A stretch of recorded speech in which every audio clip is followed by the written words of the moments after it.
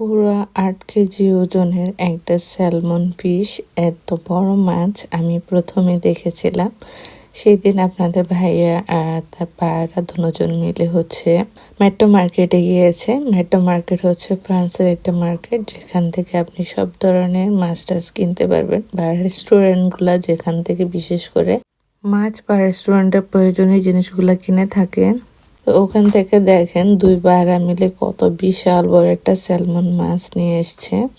Salmon মাছটা আমাদের প্রায় খাওয়া হয়, এর আগেও ভাইয়া একটা আনছিল এরকম। তো ওটা একটু ছোট ছিল, আর এইটা কিন্তু অনেক বড়।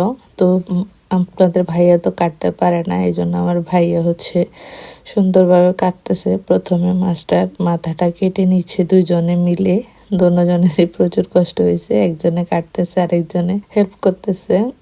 এই আর কি, যে দেখেন কত বড় একটা মাথা। ভিডিওতে তেমন একটা বোঝা যাচ্ছে কিনা জানি না, বাট সামনাসামনি আসলে অনেক বড়, প্রায় 8 কেজি ওজনেরই একটা মাছ ছিল। মানে এত সুন্দর, দেখেন আমার ভাই আস্তে করে একটা পাশ পুরো আলাদা করতেছে।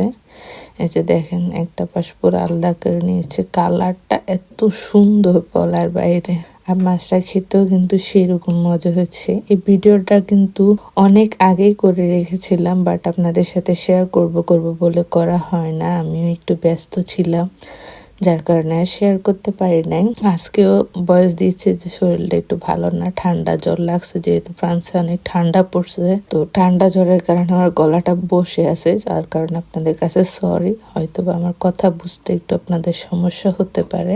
আর এখন দেখেন ভাইয়া একদম সুন্দর করে মাছগুলো পুরাটা কেটে নিচ্ছে। আর এদিক দিয়ে আপনাদের ভাইয়া আমাকে একটু সাজাই দিতেছে, যেহেতু আমি ভিডিও করতেছিলাম। আর এখানে দেখেন ভাইয়া একদম মাছের যে কাঁটাটা আলাদা করতেছে। এই কাঁটাটাও কিন্তু অনেক মোটা। তো কাঁটাটা আলাদা করে সুন্দরভাবে পুরো মাছটা কেটে নিচ্ছে। দেখেন আমার তো বসে বসে তাদের দুইজনের কাটা দেখতে খুব ভালোই লাগতেছে। তবে কাটতে কিন্তু অনেক শক্তির প্রয়োজন। ভাইয়ার তো ধরেন কিভাবে কাটতে হয় জানে, একটু প্রফেশনাল, যার কারণে ভাইয়ার কাটতে অনেক সুবিধা হয়েছে। কিন্তু আমার আর আপনার পক্ষে কিন্তু সম্ভব না এত বড় একটা মাছ ছুরি দিয়ে এভাবে আসলে কাটা। তো যাক, ফাইনালি আমাদের মাছটা কাটা শেষ করলো ভাইয়া। অনেক কষ্ট হয়েছে ভাইয়াকে অসংখ্য ধন্যবাদ এত সুন্দর করে মাছটাকে কাটার জন্য। নর্মালি আমরা মাছ যখন নিয়ে আসি দোকান থেকে, তখন কাটায় নিয়ে আসি। যে দেখেন আমার ভাইও অনেক কষ্ট করছে। তো এরপরে যে ভাইয়া দেখাই দিতেছে কিভাবে ফিল্ম করতে হবে। তো আমরা মাছগুলাকে পরে যে এক পিস করে এভাবে ফিল্ম করে রেখে দিছি, কারণ যদি সবগুলো একসাথে রাখেন তাহলে কিন্তু বারবার ভিজাইলে মজা নাই। তো যার কারণে এভাবে আলাদা আলাদা ফিল্ম করা হয়েছে, যাতে যেদিন যা পরিমাণ দরকার সে পরিমাণ নিয়ে রান্না করতে পারি। তো এই তো আজকের ভিডিওটা এই পর্যন্ত। ছোটোখাটো একটা ভিডিও শেয়ার করলাম, আশা করি আপনাদের কাছে ভালো লাগলে অবশ্যই সবাই লাইক কমেন্ট করে দিয়ে রাখবেন। আর মাছটাকে আমরা কিভাবে খেয়েছি বা কিভাবে রান্না করা হয়েছে সেটা আপনাদের সাথে অন্য একটা ভিডিওতে শেয়ার করব।